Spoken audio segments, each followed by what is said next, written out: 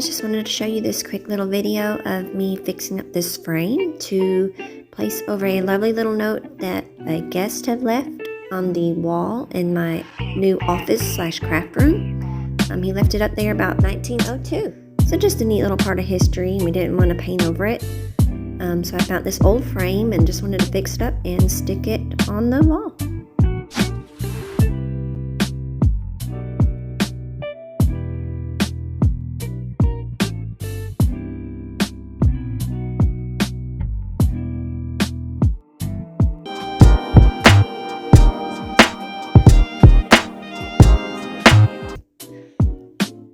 Can't really make out what the note says, but maybe I can find out some more information and put it in the description. But I just love how it came out and really glad we didn't paint over it.